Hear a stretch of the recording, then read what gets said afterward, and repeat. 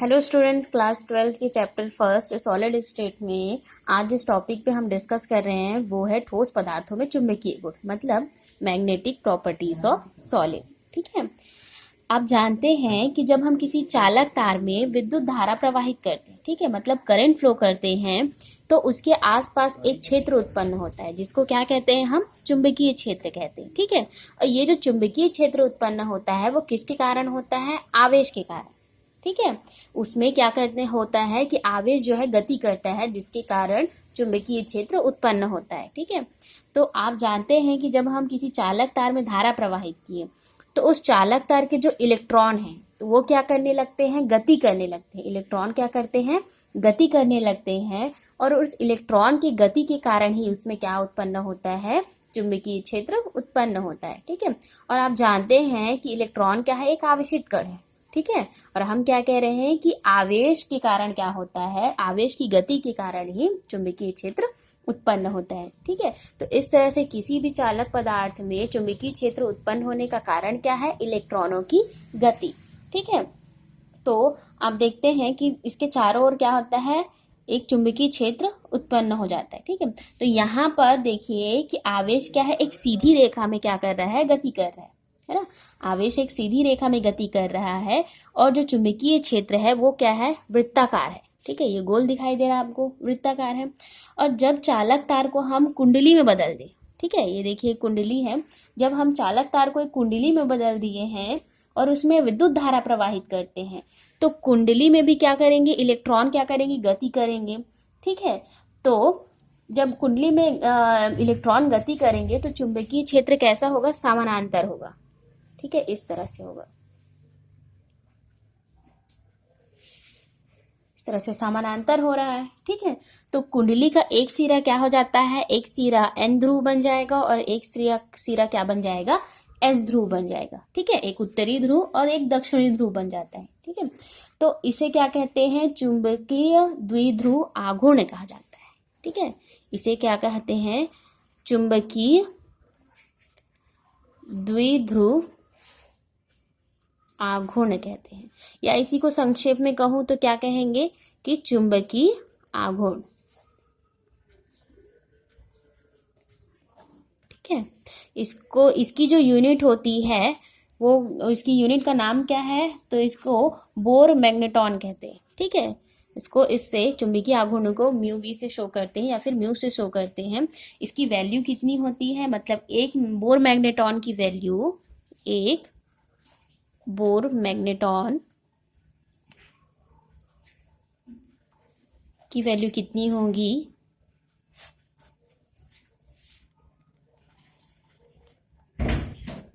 इतनी।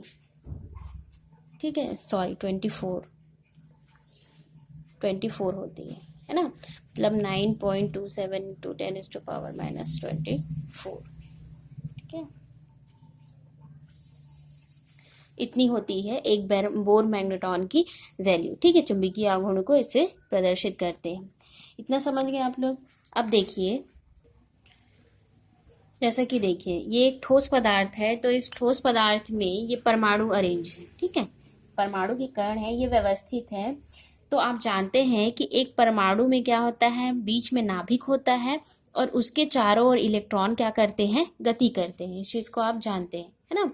तो उसके चारों इलेक्ट्रॉन क्या करते हैं? गति करते हैं। उसके कारण क्या उत्पन्न हो जाता है? आवेश उत्पन्न होता है। और जब इलेक्ट्रॉन क्या है? नाभिक के चारों ओर गति करते हैं। ठीक है, जब इलेक्ट्रॉन नाभिक के चारों ओर गति करेंगे तो उसे क्या कहते हैं? कक्षीय गति। ठीक है, जब इलेक्ट्रॉन नाभिक के चारों ओर गति करते हैं तो उसको कक्षीय गति कहते हैं। पर जब इलेक्ट्रॉन जो है अपने ही अक्ष पर गति कर, ठीक है, इलेक्ट्रॉन अपने ही अक्ष, अगर ये चारों तरफ घूम रहा है तो वो कक्षीय गति है, पूरी कक्षा में वो गति कर रहा है। ठीक है, लेकिन वो अपने ही जगह पे अगर गति कर रहा है, एक ही जगह पे वो गति कर रहा है, तो उसे क्या कहते हैं? घूर्णन गति कहते हैं। ठीक है, अक्ष पर गति क्या कहलाती है? घूर्णन गति। ठीक है, या फिर, ठीक है, अगर अपने अक्ष पर गति करती है तो उस गति को क्या कहते हैं? चक्रण। ठीक है, उस गति को चक्रण गति कहते हैं। है ना। जब वो पूरे मतलब कि नाभिक के चारों ओर गति करती है, पूरी कक्षा में गति करता है, तो वो क्या कहलाएगा, कक्षीय गति इलेक्ट्रॉन का। और अगर वो अपने अक्ष पर गति करती है तो वो इलेक्ट्रॉन का चक्रण गति कहलाता है। ठीक है, तो ये जो चक्रण गति है ये दो प्रकार के होते हैं। ठीक है, एक क्या होता है क्लॉकवाइज, ठीक है, एक क्या होगा क्लॉकवाइज, एक क्या होता है एंटी क्लॉकवाइज, है ना। इस चीज़ को जानते हैं हम। क्लॉकवाइज मतलब कि घड़ी की सुई की दिशा में, ठीक है, और एंटी क्लॉकवाइज मतलब कि घड़ी की विपरीत दिशा में, है ना। ये क्लॉकवाइज और ये एंटी क्लॉकवाइज। तो इस तरह से वो क्या करते हैं, मूव करते हैं, इस तरह से गति करते हैं। तो जब क्लॉकवाइज जब गति करते हैं तो इसका चुंबकीय आघूर्ण का जो मान कुछ रहेगा इस साइड पे रहेगा, है ना, इस साइड पे इस दिशा में रहेगा। और एंटी क्लॉकवाइज में चुंबकीय आघूर्ण का मान इस दिशा में रहेगा, है ना। तो अगर इस तरह से अरेंज है कोई इलेक्ट्रॉन तो इसको क्या करेंगे, ये एक दूसरे को निरस्त कर देंगे, है ना।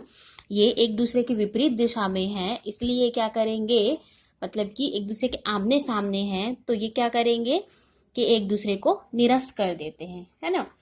पर जब ये एक दूसरे के समान दिशा में है, जैसे कि ये भी एन क्लॉकवाइज है, ये भी क्लॉकवाइज है मान लीजिए, ठीक है, तो इसमें चुंबकीय आघूर्ण का मान कुछ न कुछ तो जरूर होगा, ये एक दूसरे को निरस्त नहीं करेंगे, है ना।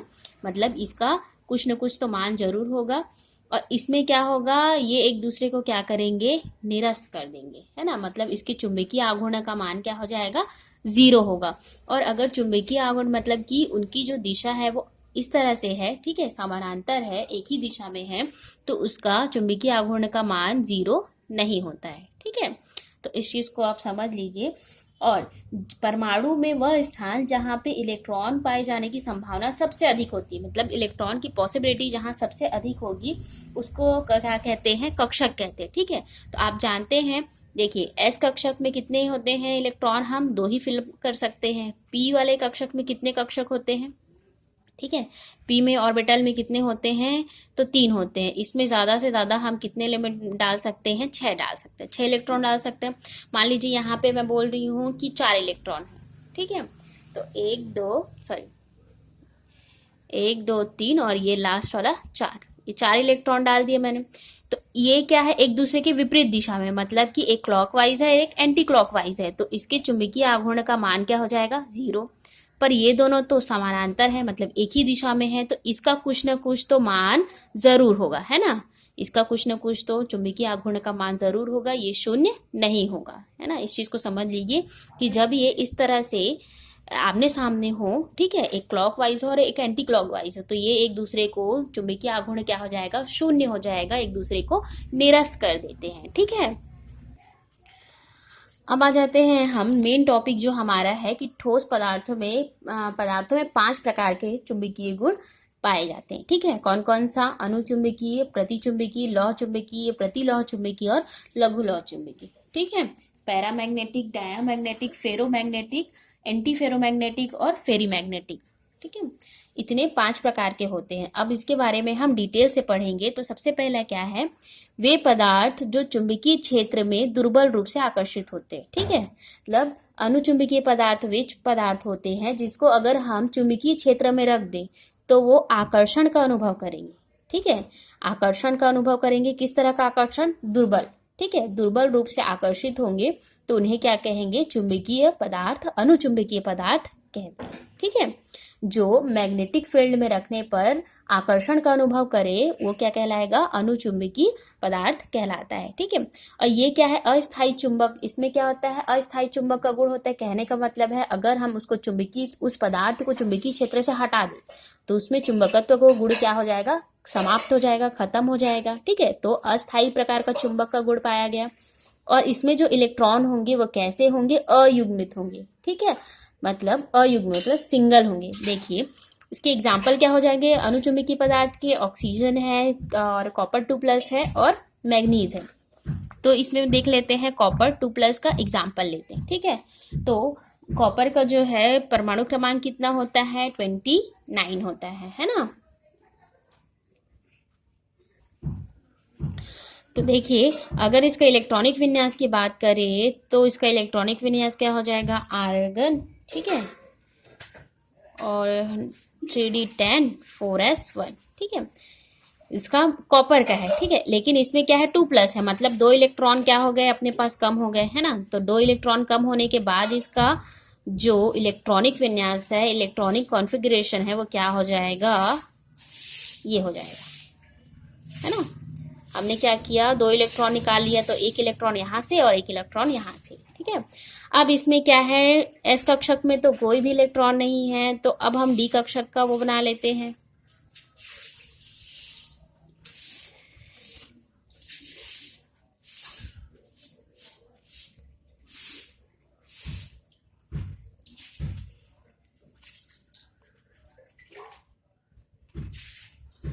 कितने कक्षक होते हैं डी में, 5 कक्षक होते हैं, ठीक है। 9 इलेक्ट्रॉन है, तो हम इसमें फिलअप करना स्टार्ट करते हैं। 1 2 3 4 5 6 7 8 और ये 9, है ना। तो देखिए इसमें अभी भी क्या है, बाकी तो सब पेयरिंग हो गए, ठीक है, बाकी सब पेयर अप में हो गए, सब युग्मित हो गए। इसमें 1 इलेक्ट्रॉन क्या है, अकेला है ना, एक जो है सिंगल है, अयुग्मित है ना। तो हम यही बोल रहे हैं कि अयुग्मित इलेक्ट्रॉन होते हैं इसमें, और इसीलिए क्या होता है, चुंबकीय क्षेत्र में चुंबकत्व का, आकर्षण का गुण जो है प्रदर्शित करता है, आकर्षित होता है, ठीक है। तो इस चीज को याद रखिएगा कि जिस भी पदार्थ में अयुग्मित इलेक्ट्रॉन हो उसमें अनुचुंबकीय गुण होता है ना, मतलब वो चुंबकीय क्षेत्र को में रखने पर उसमें आकर्षण का गुण पाया जाता है जब किसी भी पदार्थ में अयुग्मित इलेक्ट्रॉन हो तो, ठीक है। जैसा कि इसमें है अयुग्मित इलेक्ट्रॉन, बाकी सब पेयरिंग है, तो बाकी सब के चुंबकीय आघूर्ण का मान क्या हो गया, 0 हो गया, और इसके चुंबकीय आघूर्ण का मान कुछ ना कुछ तो जरूर होगा, है ना, क्योंकि ये सिंगल है, ठीक है। तो इस प्रकार के जो पदार्थ है जिसमें अयुग्मित इलेक्ट्रॉन होते हैं, अगर उनको चुंबकीय क्षेत्र में रखा जाता है तो उनमें आकर्षण का गुण जरूर पाया जाता है, और जिसमें आकर्षण का गुण पाया जाता है वो कैसे पदार्थ होते हैं, अनुचुंबकीय पदार्थ होते हैं, ठीक है। अब देख लीजिए जो दूसरा टाइप है वो है प्रतिचुंबकीय, है ना। सेकंड जो है डायामैग्नेटिक है, डायामैग्नेटिक सब्सटेंस। तो वे पदार्थ जो चुंबकीय क्षेत्र में दुर्बल रूप से प्रतिकर्षित होते हैं, ठीक है, मतलब प्रतिकर्षण का, रिपल्शन का जो प्रॉपर्टी शो करेंगे, तो प्रतिचुंबकीय पदार्थ कहलाते हैं। और इसमें कैसे इलेक्ट्रॉन होंगे, युग्मित इलेक्ट्रॉन होंगे, मतलब पूरे के पूरे पेयरिंग। कॉपर का एग्जाम्पल ले लेते हैं हम, ठीक है। देखिए जैसे कॉपर का एग्जाम्पल ले लिए, सॉरी कॉपर प्लस का, इसमें कॉपर प्लस का, तो कॉपर प्लस का है तो इलेक्ट्रॉनिक कॉन्फ़िगरेशन क्या हो जाएगा, AR, ठीक है।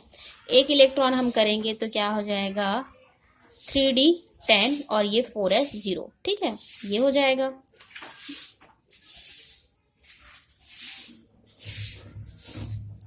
अब ये 5 कक्षक है, और इन 5 कक्षक में कितने इलेक्ट्रॉन आ सकते हैं, 10 इलेक्ट्रॉन आ सकते हैं, मतलब कि पूरे के पूरे क्या हो गए, युग्मित हो गए, ठीक है। तो युग्मित हो गए, इसमें कोई अयुग्मित है ही नहीं, तो क्या वो अनुभव करेगा क्या चुंबकीय क्षेत्र में आकर्षण का, बिल्कुल नहीं करेगा, वो तो प्रतिकर्षण का गुण शो करेगा, है ना। तो इस तरह से वे पदार्थ जो चुंबकीय क्षेत्र में आकर्षित नहीं होते बल्कि प्रतिकर्षित होते हैं दुर्बल रूप से, वो क्या कहलाते हैं, प्रतिचुंबकीय कहलाते हैं। अब देखिए जो थर्ड टाइप है हम लोगों का वो है लौह चुंबकीय पदार्थ, ठीक है, मतलब फेरोमैग्नेटिक। तो फेरोमैग्नेटिक किसे कहेंगे, वे पदार्थ जिन्हें चुंबकीय क्षेत्र में रखने पर वो प्रबल रूप से क्या करते हैं, आकर्षण का अनुभव करते हैं, प्रबल रूप से आकर्षित होते हैं, उन्हें लौह चुंबकीय पदार्थ कहते हैं। और इस गुण को क्या कहते हैं, लौह चुंबकत्व कहते हैं। और एग्जाम्पल क्या हो जाएंगे इसको, इसके आयरन है, कोबाल्ट है और निकल, इसके एग्जाम्पल हो जाएंगे। देखिए जो प्रत्येक जो धातु होता है, ठीक है, ठोस धातु में छोटे छोटे ठोस धातु आयन जो होते हैं वो छोटे छोटे खंडों में विभक्त हो जाते हैं, ठीक है। ठोस धातु आयन छोटे छोटे खंडों में क्या बना लेते हैं, समूह बना लेते हैं, इसे क्या कहते हैं, डोमेन कहते हैं। इस चीज को याद रखिएगा, इंपॉर्टेंट है कि डोमेन किसे कहते हैं, ठीक है, तो उसे डोमेन कहते हैं। अब देखिए प्रत्येक डोमेन जो है एक चुंबक की तरह व्यवहार करता है, कैसे करेगा, देखिए मान लीजिए एक मतलब कि ठोस धातु है, उसके जो आयन है ये इधर उधर व्यवस्थित है, कोई इस दिशा में है, कोई ऊपर की दिशा में है, कोई नीचे की दिशा में है, कोई इधर दिशा में है, कोई इधर दिशा में। तो इस तरह से क्या हो गए, इसके जो है छोटे छोटे खंड हो गए, ये देखिए ये एक अलग, ये एक अलग, ये एक अलग हो गया और ये एक अलग हो गया। तो इस तरह से ठोस धातु आयन जो है वो छोटे छोटे खंड में छोटे छोटे क्या बना लिया, समूह बना लिया। इसको क्या कहेंगे हम, इसको डोमेन कहेंगे। और हर डोमेन क्या करता है, एक चुंबक की तरह कार्य करेगा। कैसे करेगा, देखिए इसको जब हम किसी चुंबकीय चुंबक के बीच में रख देंगे, ये एन ध्रुव है, ये एस ध्रुव है, जब हम इसको रख देंगे यहाँ पे, तो सब के सब जो पार्टिकल्स जो दिख रहे हैं आपको, जो इधर उधर व्यवस्थित हैं, वो क्या हो जाएंगे, एक ही दिशा में, मतलब उत्तरी ध्रुव से किधर शो करेंगे, दक्षिणी ध्रुव में, इस तरह से दिखाई देने लगेंगे। ठीक है, मतलब एक साथ क्या हो गए, ये लोग व्यवस्थित हो गए, है ना। तो इनके चुंबकीय आघूर्ण का कुछ ना कुछ तो मान होगा, है ना। और इसमें क्या है, एक दूसरे को ये लोग इधर उधर हैं, जिसके कारण इसमें चुंबकीय आघूर्ण का मान क्या हो जाएगा, 0 होगा, और इसमें चुंबकीय आघूर्ण का मान 0 नहीं होगा, है ना। तो लौह चुंबकीय को हम और कैसे प्रदर्शित कर सकते हैं, जैसे कि ये देखिए, ठीक है, इस तरह के जो डोमेन है, इसमें आपको क्या दिख रहे हैं कि सब के सब एक ही दिशा में व्यवस्थित है। ठीक है, एक ही दिशा में व्यवस्थित होने के कारण इसमें चुंबकीय आघूर्ण का कुछ ना कुछ मान होगा। चुंबकीय आघूर्ण का मान क्या होगा, इसमें 0 नहीं होगा। ठीक है, तो इस तरह का जो पदार्थ होता है, तो उसे क्या कहते हैं, लौह चुंबकीय पदार्थ कहते हैं, है ना। अगला जो है हमारा, वो है प्रतिलौह चुंबकीय, एंटीफेरोमैग्नेटिक। ठीक है, तो जब बराबर संख्या में अयुग्मित इलेक्ट्रॉन विपरीत दिशा में व्यवस्थित हो, ठीक है, बराबर संख्या में अयुग्मित इलेक्ट्रॉन जब विपरीत दिशा में व्यवस्थित हो, तो उनका चुंबकीय आघूर्ण क्या हो जाएगा, 0 हो जाएगा। ये देखिए, ये एक ऊपर जा रहा है, नीचे जा रहा है, फिर ऊपर जा रहा है, नीचे जा रहा है, फिर ऊपर जा रहा है, नीचे जा रहा है, तो इसके चुंबकीय आघूर्ण का मान 0 हो गया, क्योंकि इसने ये जो है एक क्लॉकवाइज है, एक एंटी क्लॉकवाइज है। ठीक है, तो ये एक दूसरे को निरस्त कर दिए, ये भी एक दूसरे को निरस्त कर दिए, ये भी एक दूसरे को निरस्त कर दिए। ठीक है, तो इसमें क्या, अयुग्मित इलेक्ट्रॉनों का जो संख्या है वो बराबर है। यहाँ पे भी अयुग्मित, पूरे में अयुग्मित इलेक्ट्रॉन देखिए, सिंगल सिंगल, है ना। और उनकी जो व्यवस्था है वो एक दूसरे के विपरीत है ना, एक दूसरे के विपरीत है, तो इसमें चुंबकीय आघूर्ण का मान क्या हो जाएगा, 0 हो जाएगा। ठीक है, तो इस तरह के जो पदार्थ है उनको क्या कहा जाता है, प्रतिलौह चुंबकीय पदार्थ कहा जाता है। ठीक है, इसके एग्जाम्पल क्या हो जाएंगे, निकल oxide, iron oxide, manganese oxide, ठीक है, मैग्नीज डाइऑक्साइड।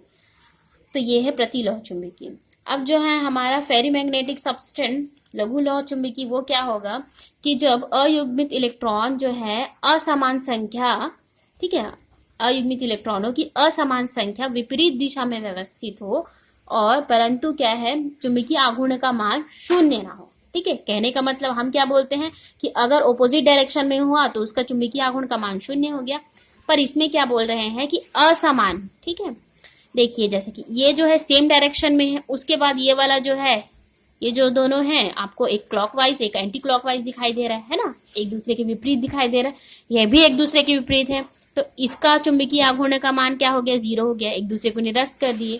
इसके भी चुंबकीय आघूर्ण का मान क्या हो गया, 0 हो गया, ये भी एक दूसरे को निरस्त कर दिए, पर इसके चुंबकीय आघूर्ण का मान क्या होगा, 0 बिल्कुल नहीं होगा, क्योंकि ये क्या है, एक दूसरे के क्या है, मतलब कि एक दूसरे की समान दिशा में है। ठीक है, और बाकी लोग क्या है, एक दूसरे की विपरीत दिशा में, इसीलिए इसकी चुंबकीय आघूर्ण का मान 0 नहीं होता है। ठीक है, तो ऐसे पदार्थों को क्या कहते हैं, फेरी चुंबकीय पदार्थ कहते हैं। ठीक है, मतलब फेरी मैग्नेटिक या फिर लघु लौह चुंबकीय पदार्थ कहते हैं, उस चीज को याद रखिएगा, है ना।